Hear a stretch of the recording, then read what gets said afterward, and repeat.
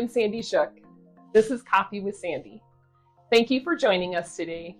The mission for Coffee with Sandy is really to bring the positive hope to others, because we all have stories and we all have gone through different things in our life that actually may not have turned out the way we want it to, but it actually does turn out.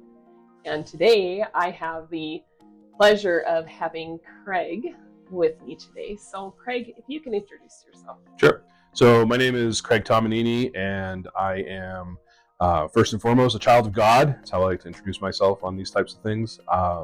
I was born in Massachusetts to a single mother, and she worked really hard to raise me, and super grateful for everything she did. And I live here in Colorado Springs now. I've been here since 1998, and I'm a business owner, and that's how we know each other. Very cool. Well, now I don't have to ask you any questions. Cut! Yeah. So some of the questions that I do ask is, looking back on your life when you were in second grade. Second grade. It was probably, I was trying to figure out how old people are. 8. Because some people, they go through school quickly, That wasn't me. Yeah. I was just glad to go through school. Okay. So did you have any aspirations of what you wanted to be when you were in second grade? So second grade, I would have been 8. So at 8, where was I? So that would have been 1980. So I actually lived in Arizona at that time, because my mother was a police officer in Massachusetts, and she took a leave of absence because her mother, who lived in Arizona, was actually dying of Parkinson's disease. So we moved to Arizona in 79. So I would have been there. Did I know what I wanted to be when I grew up? Do I know what I want to be when I grow up? I don't know if I had any aspirations, really. I think at that point in my life, because we had moved, I think I was just trying to get through school. I wasn't much of an academic at the time. I didn't have an appreciation for the education part of the world. So, I don't know. I was into building forts back then, as I recall. Yeah. That's about all I can recall from that time. That reminds me of when I was growing up too, building forts. Mm-hmm. We lived in a small town, Albany, Minnesota. And we had, on the outskirts of town, we had the farms. And there were old corn huts. I don't know what they call them, but that's where they stored the corn, and it wasn't in the silos, but it was the corn cobs. Right? Oh, gotcha. Yeah. And it was probably a 12 by 10 building, and we would actually build our little houses in there. There you go. And you had corn to eat, so or corn cobs. They were empty. We would use them, but that's something that I remember when we were growing up. Now that you mentioned that, that's kind of cool. And there's 2 different classifications of forts, by the way. There's the forts that you can build in your house out of sheets and blankets and chairs, and then there's the stuff that you and I are talking about where it required wood and some sort of structure already be in place, and we took it over, right? Mm-hmm. Or a tree fort. That's another type of fort. So lots of forts in second grade. Yeah. So you became an engineer early on. I guess informally, yes. That's when they didn't have really a name for things like that. Right. So what about high school? High school definitely took more form. I went to a vocational school for high school. So I went to school to learn how to be a plumber. And so they split. You had an academic week, and then you had a shop week, and you alternated all throughout high school. So my plan of many at the time was I was going to go and become a plumber, and I was going to start my own business. I was very entrepreneurial from a very early state. Yeah, my first company was at 13.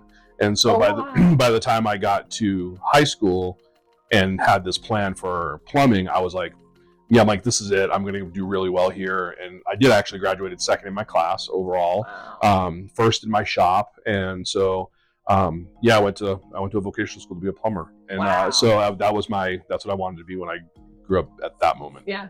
Okay. So 13 though, what was your... So there's a funny story attached to that actually that I share a lot when I speak. So at 13, I remember this one day I went to my mother and said, hey, I need $20. My friends want to go to the movies, and I'm going to need to get a movie ticket and some popcorn, candy, whatever, Reese's Pieces, like Reese's Pieces. And we were pretty broke growing up. My mother worked 2 or 3 jobs at any given point, and I remember her saying, "We don't have any extra money, Craig." And I was kind of mad at her, and frustrated at the reality of that. And I remember running out the door, and as I went out the door, she said something that stuck with me my whole life. She said, "There's always a way. There's never an excuse." Oh, She said, wow. "If you want $20, go find a way to earn $20." And she lit the entrepreneurial spirit in me. I ran out the door. I went down the hill. It was one of the very first automatic car washes that were touchless, like we have all over the place now. Mm-hmm. And I remember going and talking to the owner of that car wash. And I said, "Hey, can I get a job?" And he said, "No, we don't have any jobs." And I said, "Okay." And I kind of walked away frustrated. And as I passed the other end of the car wash where the cars come out, I noticed, which hasn't changed today, the cars are still pretty wet when they come out. The blow dryers don't really work. And I had an idea that if I went home and got some t-shirts, I could wipe cars for tips. So I went back to the guy and said, "Hey, would you mind if I wipe some cars down for tips on the other side?" He was like, "No problem." So I went home, I got a couple of t-shirts and shredded them, a couple of buckets, and I ran back down the hill. It was a Saturday, and this is all before I'm supposed to be going to the movies with my friends.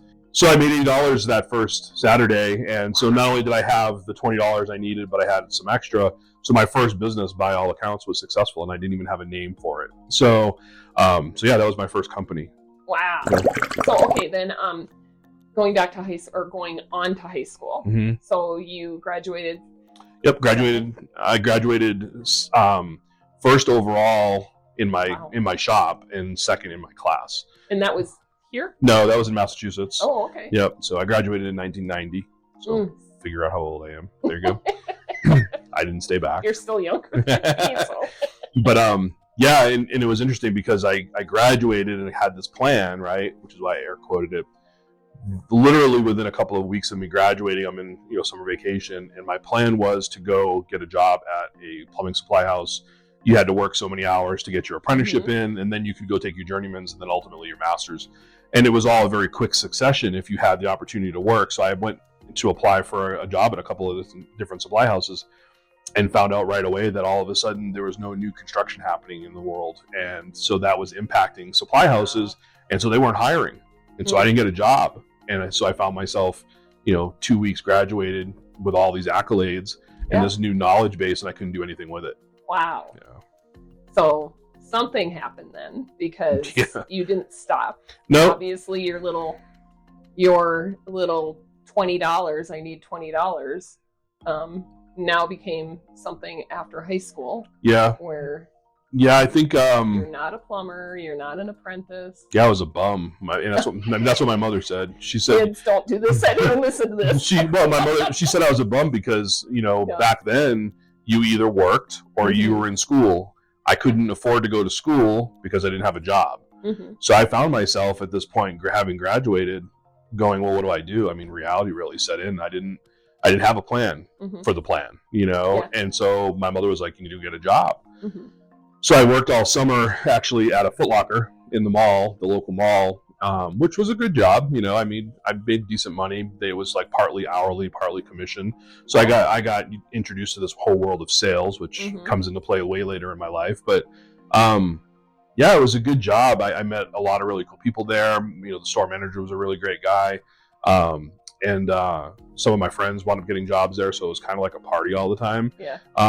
But I knew it wasn't for me. Like, I think that was probably the first time. I mean, that was really my first job in the world. And I knew at that moment that I really never wanted to work for somebody. It was that entrepreneur, working man job thing, conflict. Yeah, I knew early because my mother was like that too. I mean, she was a hustler, and she usually had a job, but she always had a side thing going, right? So I learned what I was exposed to, So I worked there through the summer and kind of back to when school would have started again, which was a really surreal moment for me because I realized that like all the kids that were juniors when I graduated were now seniors, and I'm like, I felt like I was behind the clock a little bit. Like things were ticking past me. I'm like, I got to figure out what I'm going to do. And I'm a bum, right? So I had to either stay in this job or I had to figure something else out, and I wasn't sure what that looked like. And I remembered talking to my cousin who was an Army recruiter. He had been in, I think at that point, over 20 years, maybe 22 years. Wow. So my mother was a Marine. And so I had that knowledge and that exposure, growing up, what that discipline looked like, and, that the Marine was a good thing for her. And she used to joke and I always say, if you go in the military, just don't go in the Marine Corps, she's like, I don't think you can handle it, like it's because apparently she was tougher than me, and she was tougher than me. But I went and talked to my cousin, and he said, you know, you're interested in going to the Army? And I said, well, I want to go to school, you know, and I said, I talked to Mom, and Mom was like, you know, we don't have the resources to go to school. And she's like, if you want to go to school, you got to go in debt. And, you know, I knew enough to know that I didn't want to be in debt. Yeah. So no student loans. And I said, so tell me about the Army, you know, and I said, don't leave anything out, because if you lie to me, I'm going to come home and I'm going to kick your ass. Can I say on the show? I just did. I'm going to come home and I'm going to kick your butt. But yeah, I took the test, and it's basically a placement test from top to bottom. The higher you score on the test, the more job opportunities you have to pick from. It's like a pool. Mm-hmm. So I scored off the charts. He's like, you can be anything you want. My mother was SP in the Marines. She was a cop, a civilian cop, when I was growing up. And so law enforcement was front and center for me if I wasn't going to be a plumber. Mm-hmm. And so I'm like, yeah, I said, I'll be a cop. Let's do the plumber. And they're kind of the same job if you think about it. It's all about dealing with So okay, so I guess I didn't even ask that. You are an only child. I am. Yeah. Yep. How is that? It was great. Yeah. I mean, you know, it was just me and my mom, so it was like I had my best friend for my mom, and that's so cool. You know, like we did everything together. It was a great life, really. I mean, we struggled a lot, but I never wanted for things. You know, I always try to make sure people know, like, I always had clothes, I always had food, I always had a roof over my head, I was always watched, I was always taken care of, even when my mother wasn't around. You know, because she was working so much. The little old lady upstairs in the 3-decker we lived in, I stayed with her a lot. You know, and so yeah, I mean, it was rough, but being an only child, it's not like in the context that most people think of it, like, oh, I have siblings and, you know, sibling rivalry and all that. Like, I don't know. I thought it might be kind of cool to have a brother or a sister, but it just didn't play out that way, you know? So. Well, so you just had your friends too. Yeah. And I was really good at playing by myself. Yeah. You know, like I was that kid. If you put a box of, like, you know, Lincoln Logs in front of me or an Erector set, I mean, I could play for a day by myself. You know, I didn't have this need to have attention and, you know, someone to stimulate me. I was like, I can do that on my own. Yeah. You know, so. So, are you into sports at all? Define into playing or watching or yeah, no, I'm not really into playing so much anymore. Did you play at all? I did. Yeah, I ran cross country in high school. Oh my gosh. Really? Because my mother wouldn't let me play football after my freshman year. Why? Because I broke my collarbone. Oh. I got hit by 3 guys and like almost shattered my collarbone. So she said, yeah, you're not going to play football because we can't afford the medical coverage. So I ran cross country the rest of high school. And that's how you pivoted out of, well, I can't do that. Yeah, got it. Well, and we had to do something as an elective in high school. Oh. So because we had all the shop and then the academic, and then in the academic week you had applied theory, which was mostly, you know, your trade, but like all of the theory and the math that went behind it. So they didn't want our heads to pop, I don't think, you know. And so they were like, you got to go do something. And we had a weightlifting club, we had cross country, we had track, we had football, we had basketball, we had a baseball team, and there was a lot of athletics in my high school, which was great. So I ran cross country freshman, sophomore, junior year, and then sophomore, junior year I played baseball, which is my absolute number one favorite sport in the world. Go Red Sox. And what? Red Sox? Yeah, I'm from New England. I'm from Massachusetts. So I'm a Boston Red Sox fan and a Bruins fan. So the other sport I played growing up was hockey. So lake hockey though. Like we were out on the lake as soon as it froze. We were out, no pads, bleeding, don't have great teeth because of that. A couple of pucks in the mouth, you know. Really? Oh yeah. Yeah, well, we always tried. So you said you're from Albany, right? So yeah. Well, not New York though, Minnesota. Yeah. But we huge did hockey town. Yes, we did lake skating too. But you know, I come from a family of 8 kids. Wow. 7 girls first, and then my boy, my brother, the boy, your boy, my boy. And I didn't realize how much my sisters and I did that was not the norm for a girl at the time. Yeah. Until now, you look back at. You were the goalie on the hockey team? I really wanted to be, but I was very shy when I was growing up too. So even having somebody ask me, you know, if I wanted to play along, that never happened. Yeah. You know? But I always, you know, watched and, you know, was hopeful. Well, you could play goalie on my hockey team anytime. So. Well, now I don't know. I'm a little older now, so the recovery period would be more concerning for me than, Oh, totally. Yeah. It's like I still feel all of my injuries from when I was a kid. So it might be a blessing that you never played. Right. Now, some of the other questions too. Just curious, do you have anxiety, or did you at any point? So this is I'm waffling because anxiety in the current day definition, or like actual anxiety? However you want to answer. Well, so my definition of anxiety is really more fear, right? When you read the Bible, it talks about don't be anxious, don't be afraid. So I think anxiety is more around fear. So then I look at it through that lens and I go, have I ever been afraid? Sure, of course I've been afraid. Was it a valid fear? Maybe, maybe not, right? Because fear is only present when you don't have a solution in mind to overcome it. So spiders. That's a great way to put that. Yeah, I mean, so I look at spiders and I go, am I afraid of spiders? No, I'm not afraid of spiders. I had a pet tarantula when I was a kid, but do I want to hang out with tarantulas and spiders? No, not necessarily, but that doesn't mean I'm afraid of them. It doesn't make me anxious.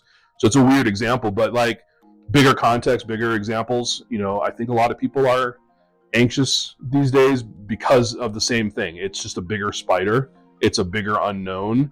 And I think that one of the ways to get through all that is knowledge, so I guess, yes, I've been anxious, and I think the way to deal with that is through knowledge, to learn how to, it's not overcoming those things, it's becoming aware of why you're afraid of the thing. So great.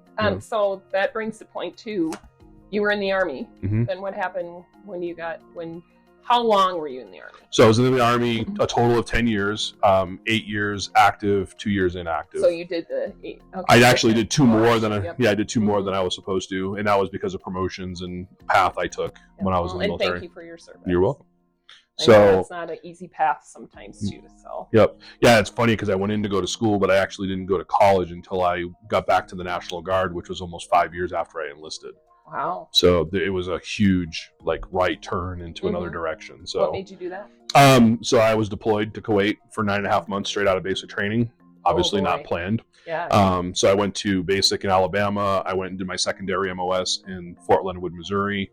And straight out of AIT for that class, we had orders pulled for us to go to Kuwait. It was post-Desert Storm. And there was an engineering battalion that was based off of Fort Leonard Wood that was getting deployed over to the Kuwait airport in order to rebuild. And so because I was there, because I drove, and because I was military police, I got pulled from my class and was sent over with an engineering battalion and a scout platoon to do security patrol for the scouts while they were doing minesweeping exercises, clearing lanes for the engineering battalion to come through with supplies to rebuild the airport. And then there was some security stuff as well. So, and I was there for 9.5 months. So that was with both AITs and basic training. I mean, 23, so I was gone for almost a year and a half from the time I left for basic training to the time I got back home for the first time. Well, and at that time, the communications weren't as open either. No, I had to call my mother. That was just kind of like a beginning. Yeah, I had no exposure to the internet whatsoever at that point. My only communication method was a payphone and a dime. That's how they used to cost, a dime back then. Yep. But a dime to call my mother and say, don't come to graduation in 2 weeks, I'm shipping out. Oh, wow. And I had 3 minutes to make that phone call, and everybody else that was behind me as well. And so then I was gone. That was the only communication I had with my mom. So learned a lot and got my butt kicked really hardcore.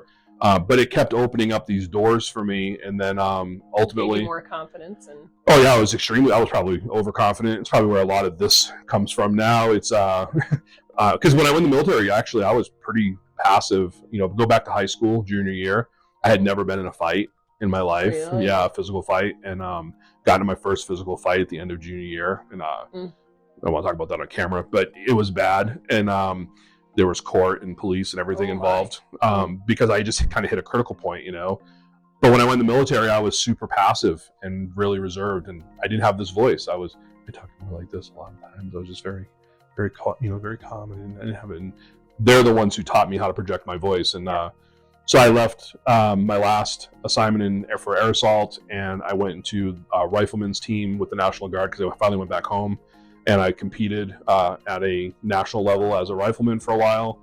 I did really well with that, realized that I was a great marksman, and I got an appointment to become a sniper in the Army, and so I did that. And then that's a scary job. Yeah, well, can be. Yeah. When you're up there and you're the sniper. Yeah, you're kind of in control, but you're not. Yeah. But you never know. The sniper always has a sniper, kind of a thing. So, So are you naturally a risk taker? I think for the most part, yeah. I mean, I'm not afraid to try new things. I would say they're calculated risks, though. Very calculated. Yeah. I think I ran into that with another guest of mine. And she said too that it's more calculated risks that she's okay with. But yeah, because I think like jumping out of a plane without a parachute is a stupid thing. And to me, I would categorize that as a risk. Well, because that's a risk, right? I mean, there's a chance that you won't die from the 10,000 foot fall and high sudden impact to the ground without a parachute. There's a chance. I don't know if I like those odds. I think I'd rather do it with a parachute. It's still a risk. Okay. Let's talk about your business now. AskCraigTee. How did you get into that? Is that because of your tech job? No, No, not at all. AskCraigTee was born. So it was a brand first, and I make the distinction because the way that it kind of all came about was I had gotten into a direct marketing company and I was doing some direct sales. I had a health challenge. I had gone up over 400 pounds. Oh, wow. And my son was about to be born. I was almost 43 years old. And I needed to make a turn at that point in my life. And I had a lot of success with that direct selling company, built a big team, made a bunch of money, lost a ton of weight, 162 pounds of weight I lost at that point. Thanks. I think I've lost more since then. But yeah. So what ended up happening is AskCraigTee was born from me telling that story a lot. And I had written a book, my first book called The Power to Change. It also coincided with my testimony as becoming a Christian and really just kind of dumping all of that out. Like my whole life up to that point, the idea of this transformation physically, there was a period of addiction and suicide and suicide attempts, because suicide, I would not be here, suicide attempts. And so a lot of those things just kind of came to a crescendo at one point. And when I wrote the book, some people got a hold of the book, and this one guy in particular, and he got a hold of me and said, "Hey, I'd like to interview you on a podcast." And I was like, "Okay." This was before podcasting was really cool. I was telling him the story about the book and how a bunch of people had reached out to me on social media at the time and wanted to find out, answers to questions. And he said in the interview, "So let me get this right." He's like, "So you had this whole life, you wrote this book, and people found the book, they looked you up on social media, and they just asked CraigTee questions," because my last name is Tomanini. And I was like, "Yep." And so then the interview finished up, and I went back and watched it later, and I was like, Ask CraigTee. That's kind of catchy. That's how you came. Yeah. Wow. Yep. And it wasn't just T, it was TEE, because I had been following another YouTube influencer, Gary Vaynerchuk, quite a bit. And he used to write his name Gary VEE. And so I was like, I'll just do TEE. So I put it together. I created a Facebook page for it, and it kind of took off. And then I hooked an Instagram page to it, and within 6 months went up over 160,000 followers on Instagram. Wow. And it was just this constant flow of people asking me questions. It was all money, relationships, health and wellness, my faith, with Christianity. And so I developed this philosophy called 4F philosophy, is what this is. And it was finance, fitness, family, and faith. I looked at a whiteboard one day and wrote down all the questions and said they're all in one of these categories or multiple. And so I developed this 4F philosophy, and I started to think about it from a marketing standpoint a little bit. And because I was speaking on stages through the direct selling company, I started talking about this finance, fitness, family, and faith aspect of things as it related to business. And so very quickly, the brand became this identity for me, right? Yeah. For me personally, I was AskCraigTee. And so even my email address is IAM@AskCraigTee.com, because I am AskCraigTee, which was a good idea at the time and probably not such a good idea later. But that's a whole separate conversation. I took it from that perspective for quite a few months. And then when the pandemic hit, I actually needed a place to work because my kids were home distance learning. and I couldn't get anything done. And my job had sent me home, and I was like, I can't get anything done in the house. So I went and found a space to rent in a building where a friend of mine owned the building, and he gave me a spot for like $250 a month. And I was like, cool, little huddle spot. I moved into it as an office, and I had been putting out small pieces of content with like a ring light and a camera phone. And, I started the AskCraigTee show, which didn't go well, but it put me out there, and it got me visible as a faith-based business owner, and not a business owner of a faith-based company, because there was a distinction intentionally there. And I had a couple of people reach out to me, and they were like, hey, can you help me with my business? And so they came to that office, and we sat down, and they were like, yeah, this is what's going on. And I helped them, and they were like, oh, you should let me pay you. And I'm like, no, I'm like, it's not a business. And then I was like, maybe it should be a business, And I had another friend here in the community said, are you coaching people? Because I see you a lot, in coffee shops and stuff these days, talking to people. And I said, no, I said, I don't want to be a coach. I'm like, I have a problem with that word. It's like, there's this dependency thing, and if you're successful, then, great. But if you're not, then you got to own the failure too. And I said, I don't know. No, I'm not coaching people, Well, the seed was planted. And so over the next couple of months, it just kind of drilled on me, and I was talking to my wife about it, and she's like, well, I said, maybe I'm a guide. And she's like, you're not taking anybody up Kilimanjaro, buddy. She's like, you're not a guide, So had another friend approach me, and he wanted some help. And around that time, I had another friend of mine who was kind of hanging out here at the office, and she was like, every time you talk to people, she's like, I always hear about technology, it's like in your DNA somehow, like you talk about process and you talk about technology and, how to help people grow their business. She's like, I think you're a technology coach. Let that sit for a while. I resisted that for a while too, You wanted to get out of the tech world like I did. Yeah. And I also, it still had the coach word attached to it, Yeah. But anyways, over now 3.5 years, we've, kind of massaged what AskCraigTee, the company, looks like, and, this brand of the technology business coach. And that's where I'm sitting today, is helping business owners learn how to use technology so they can scale. I think that the problem with technology isn't the technology itself. It's that most people don't get access to the education they need in order to use it. Yeah. And bringing that back into the education. Yeah. 100%. What you don't know. That's right. Yeah. Well, and I remember, and I tell this story a lot when I speak, but I had a 5th grade reading teacher named Mr. Ronco. And he said to me one day, I was struggling with like math or something. And he said, Craig, he's like, people don't come to school to learn math and learn how to read and history. He's like, you should come to school to learn how to learn. And that really stuck with me over the years. And so that's been one of my philosophies internally, because my life is a representation of the fact that even though I had some formal education, a lot of what I know has been through experience and me going after the information, right? If you learn how to learn, you can teach yourself anything. So to me, it was always, how do I get my hands on the knowledge, right? How do I get the information? Someone wrote it down somewhere, or they got it stuck in their head or whatever. How do I extract that out? And then a year or so ago, it became very personal for me. And I was like, wow, I have all this knowledge now and I can't take it with me, right? I mean, I guess I will take it with me, but I'd rather give it to people so that they can take that information. And working in corporate America, a lot of the times was people were knowledge hoarding, to secure their own positions. They want to give up the goose because they know that it could compromise their value in their position, or at least that's the perception. I think that that's silly. I think that we thrive more when we share information with people. I agree. And so that's become the core foundation for AskCraigTee. I call it a business education services organization. I want to teach people how to take control of their business. Yeah. Cool. Well, so then I have just a couple other personal questions for you. Okay. Do you have a favorite holiday? Holidays. I have a whole philosophy on holidays. Traditional. No, I wouldn't say I have a favorite. No, because I guess to imply that I have a favorite, I'd have to explain why I like it, and I don't really like holidays. I mean, I think holidays serve a good purpose.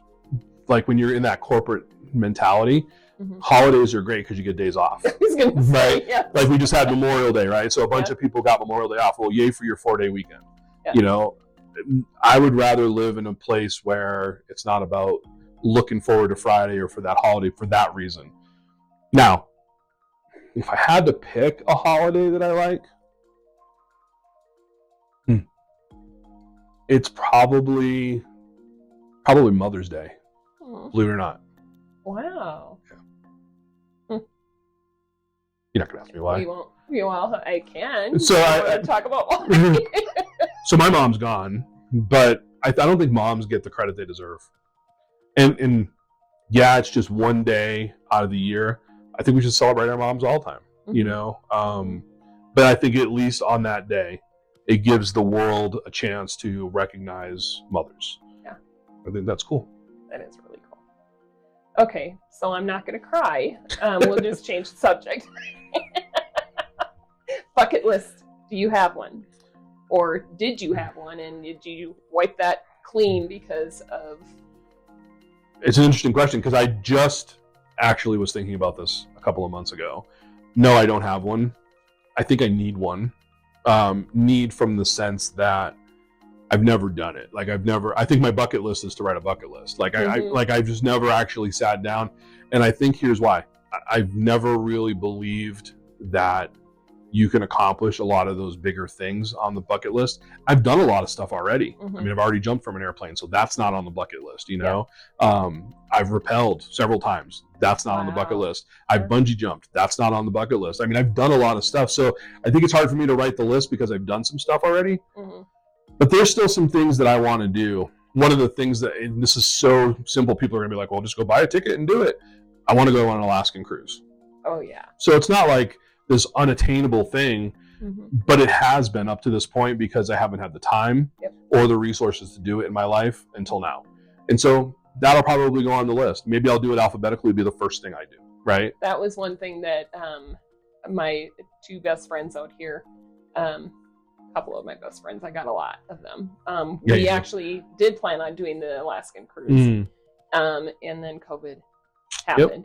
And then we pushed it out for the next year because they said, you can push it out. Right. We pushed it out. And then they said, we're still not going to do it, but you're welcome to, either get your money back or... Yeah. And that's what we ended up doing. We got our money back. Yep. We figured there's a better time and a better timing on it all. Yeah. If we do it. My wife and I had a trip for our 10th anniversary, several years ago, to go to Hawaii. She's been a bunch of times. I've never been. So that would be on the list. So I think those two things, so those are trips. I mean, those are totally attainable, but are there bigger things? I mean, I want to live in Asia for a little while. Really? Yeah, I think living somewhere in Asia would be cool for like a month, you know? I love the Asian culture. I just think it's really fascinating. So yeah, things like that would go on the list. So, but no, I don't have one yet. I guess I have a mental bucket list. Yep. So I need to write it down. Yeah, and if you don't write it down, it doesn't happen, that's right? I mean, that's what they say about lists. Time flies when you're having fun. I know, and I really appreciate you taking the time to sit with me and share some of your stories. I know that there's a lot more that's in there that I would love to be able to share, but maybe people can reach out to you then. Yeah, so, that'd be great. I am Sandy Shook. I am a mortgage advisor. I am here to actually help you, just as Craig says, to educate. And I am no pressure sales. Well, I guess I just put sales in that word. And you roll your eyes. Yeah, I am no pressure, really seriously, to just take a look at numbers and discover what your opportunities are, either to refinance your current home, get you into investments, or even purchase your first home. You can reach out to me at any time, and I will show up for you. And Craig, if you can let people know how they can reach you, that would be great. And first of all, thank you for having me on. I appreciate you, and I'm so excited for what you're doing with this podcast. It's really cool. You can find me easiest at my website. It's www.AskCraigTee, and remember, it's TEE.com. You can find me there. You can find me on social media under the same or as the Technology Business Coach. And I'll give you my phone number because you can call me directly there too, 719-745-5600. Great. Thank you so much. Thanks, Sandy. Thanks, everybody.